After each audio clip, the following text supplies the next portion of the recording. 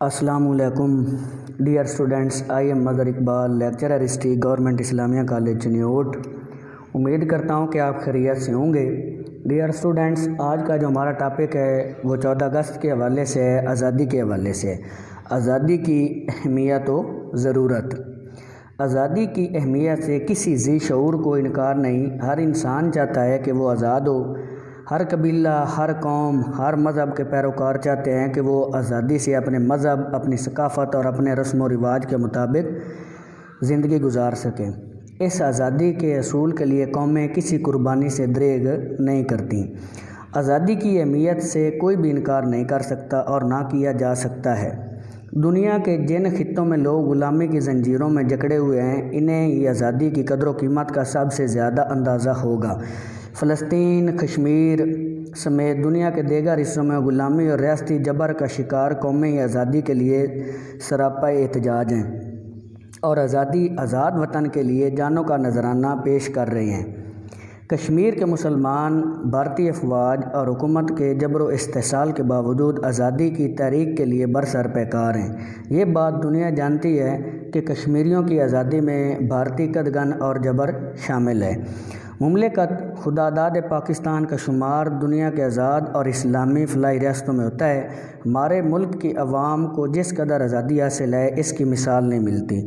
یہاں پر بسنے والے تمام مذاہب اپنے عقائد کے مطابق زندگی بسر کر رہے ہیں۔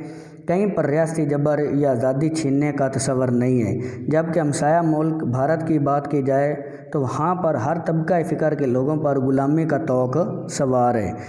برصغیر پاک و ہند کے مسلمانوں کی بھی یہی کہانی ہے۔ جب انگریز کے تسلط میں ان کو لگا کہ ان کو ایک آزاد خطہ نہ ملا تو ہندو اکثریت کی وجہ سے ان کا تشخص اور مذہب خطرے میں پڑ سکتا ہے، تو بہت سے ذہنوں میں یہ سوچ پیدا ہونے لگی کہ مسلمانوں کا ایک الگ ملک ہونا ضروری ہے، اور اسی سوچ کے نتیجے میں مشہور دو قومی نظریہ نے جنم لیا، اور اسی کی بنیاد پر آگے چل کے ایک ایسی تحریک چلی کہ جس کے نتیجے میں بغیر کسی جنگ کے، بغیر کسی خون خرابے کے مسلمان ایک الگ ملک حاصل کرنے میں کامیاب ہو گئے۔ قائد-اعظم محمد علی جناح کی قیادت میں برصغیر پاک و ہند کے مسلمانوں نے تحریک پاکستان کی بنیاد رکھی اور دو قومی نظریے کی بنیاد پر مسلمانوں میں مذہبی، سیاسی، معاشی، سماجی، تعلیمی اور دیگر میدانوں میں شعور اجاگر کر کے آزادی کی تحریک کو کامیاب بنایا، جس کی بدولت آج ہم ایک آزاد اور خود مختار اسلامی فلاحی ریاست میں آزاد قوم کی حیثیت سے جی رہے ہیں، جو کہ ہمارے بزرگوں اور آباء و اجداد کی لازوال قربانیوں اور جدوجہد کا نتیجہ ہے۔ آج پاکستان دنیا کے نقشے پر ایک اٹامک پاور ہے، تو یہ سب ہمارے ان بزرگوں کی تکمیل پاکستان کے لیے کی جانے والی کوششوں کا ثمر ہے۔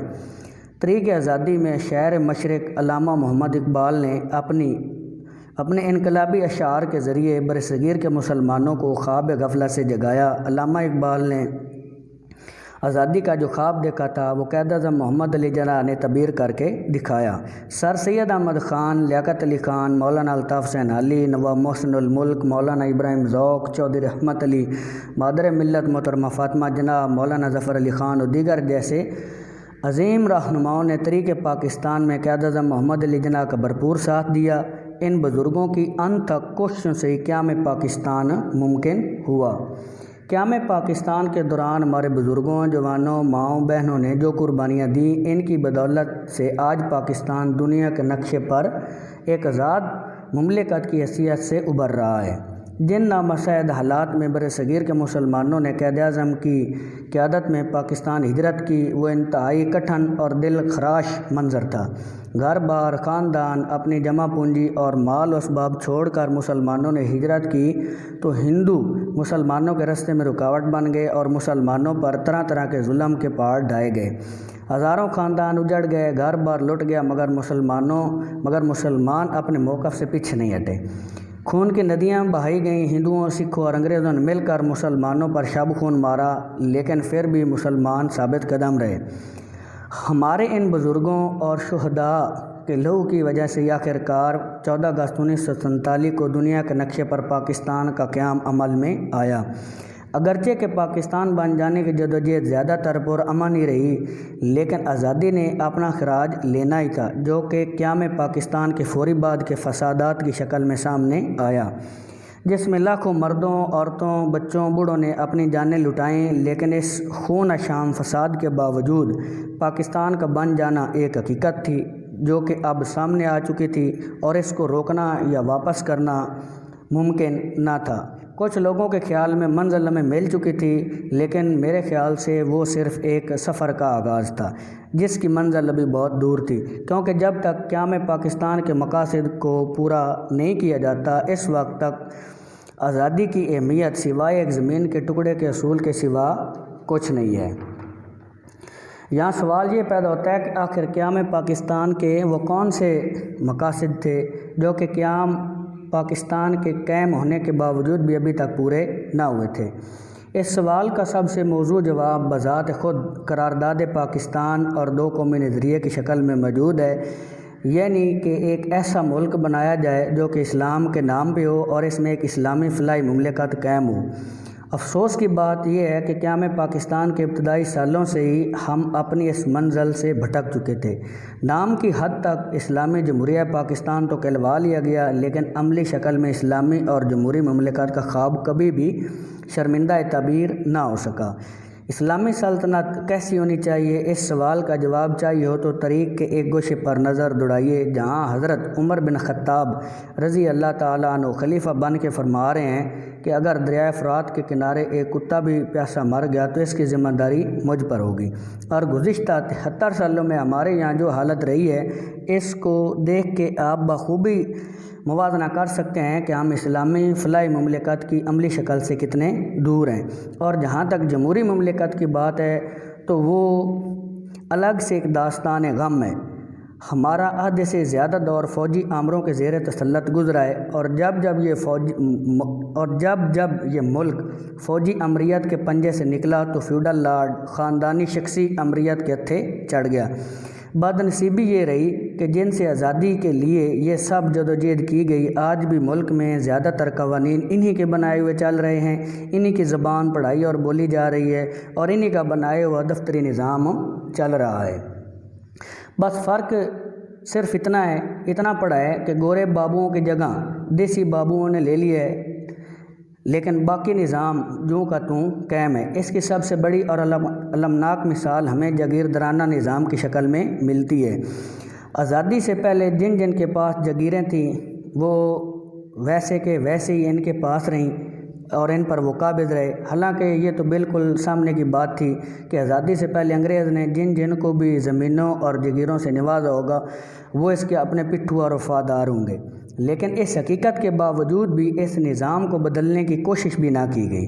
حالانکہ ہمارے ہمسایہ ملک بھارت نے آزادی کے چند سال بعد اس نظام سے پیچھا چھڑا لیا۔